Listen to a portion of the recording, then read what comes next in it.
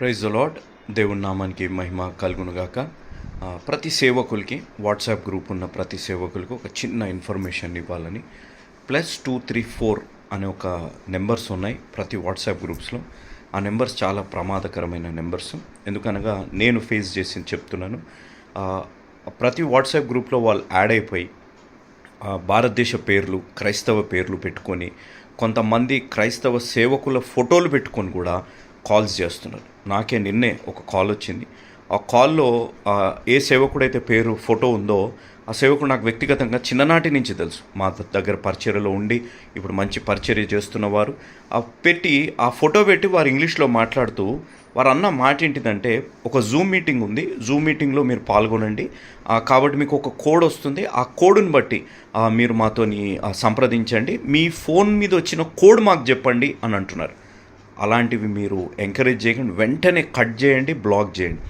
వాళ్ళు normal calls చేయరు, WhatsApp కాల్సే చేస్తుంటారు అనేది అదొకటి. ఇంకొకటి, ఈ గ్రూప్లో ఉన్న వాళ్ళు ఫోన్పే ఆఫర్లు, ఎస్బీఐ లైఫ్ ఇన్సూరెన్స్ ఆఫర్లు, పలానా ఆఫర్స్ వాళ్ళు చేస్తూ ఉంటారు. అలాంటి లింకులకు కూడా ఎవ్వరు కూడా మీరు దానికి టైప్ చేయకండి, వాటిని లైక్ చేయకండి, ఓపెన్ కూడా చేయకండి అనేది నా మనవి. కాబట్టి మీ అందరికీ ఈ విజ్ఞాపన. చాలా ప్రమాదకరమైన పరిస్థితులు ఈ వాట్సాప్ గ్రూప్స్ ఉన్నాయి, మీరు ఎంకరేజ్ చేయకండి. ఇంకొక విషయం ఏంటిదంటే, కొంతమంది నన్నుల్లాగా, లేకపోతే కొంతమంది పరిచర్యకి మీకు ఇంత సహాయం చేస్తాం, అంత సహాయం చేస్తామని ఫేస్బుక్లో కానీ ఇన్స్టాగ్రామ్లో కానీ మీకు మెసేజెస్ పెడుతుంటారు. అలాంటి వారికి మీ డీటెయిల్స్ కూడా మీరు ఇవ్వకూడదు అనేది నా మనవి. నిన్న నేను ఫేస్ చేశాను. కొంచెం మెలకుగా ఉండి, అలర్ట్గా ఉండి వెంటనే బ్లాక్ చేయడం జరిగింది. ఆ సేవకుడికి రాత్రి మెసేజ్ పెట్టాను, అన్న ఈ విధంగా మీ ఫోటో వచ్చి ఫలానా భాస్కర్ అని పెట్టి పేరు పెట్టారు, కుమార్ అని, డేవిడ్ అని పేరు పెట్టి మాట్లాడుతున్నారు, జాగ్రత్తగా. నా విజ్ఞాపన, ఆ గ్రూప్స్లో ఉన్న అడ్మిన్స్ ఎవరెవరైతే ఉన్నారో వాళ్ళు డిలీట్ చేయండి.